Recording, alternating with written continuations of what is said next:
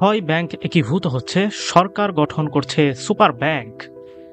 বাংলাদেশের ব্যাংক খাতে আসছে বড় রকমের পরিবর্তন। আর্থিক খাতের স্থিতিশীলতা ফেরাতে এবং গ্রাহকদের মাঝে আস্থা পুনর্গঠনে সরকার গঠন করছে একটি সাহসী ও যুগান্তকারী পদক্ষেপ। ৬টি আর্থিকভাবে দুর্বল ব্যাংককে একীভূত করে গঠন করা হবে একটি শক্তিশালী ও সুশাসন ভিত্তিক ব্যাংক, যেটি থাকবে সরকারের সরাসরি নিয়ন্ত্রণে। এই ব্যাংকগুলো দীর্ঘদিন ধরে আর্থিক সংকটে ভুগছিল। অনিয়ন্ত্রিত ঋণ, দুর্বল ব্যবস্থাপনা এবং ক্রমাগত ক্ষতির কারণে তারা হয়ে উঠেছিল দেশের ব্যাংকিং ব্যবস্থার জন্য এক ধরনের ঝুঁকি। এবার সেই ঝুঁকিকেই রূপান্তর করা হচ্ছে সম্ভাবনায়। এই পুরো একীভূতকরণ প্রক্রিয়ায় নেতৃত্ব দিচ্ছে বাংলাদেশ ব্যাংক।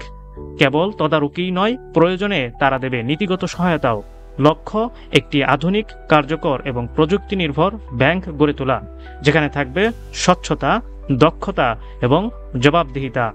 বিশ্লেষকরা মনে করেন এই উদ্যোগ বাস্তবায়িত হলে গ্রাহক ও বিনিয়োগকারীরা আস্থা ফিরে পাবে। ব্যাংকিং সেক্টরে ফিরবে শৃঙ্খলা ও ভারসাম্য। তবে এই পথে রয়েছে কিছু বাস্তব চ্যালেঞ্জ, যেমন কর্মী ছাঁটাই, ভিন্ন ব্যাংকের সাংগঠনিক সংস্কৃতির সংঘাত এবং প্রযুক্তিগত সমন্বয়জনিত জটিলতা।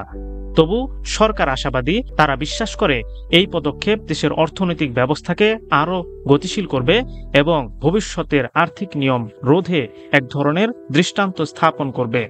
আপনারা দেখছিলেন প্রতিদিন সকাল।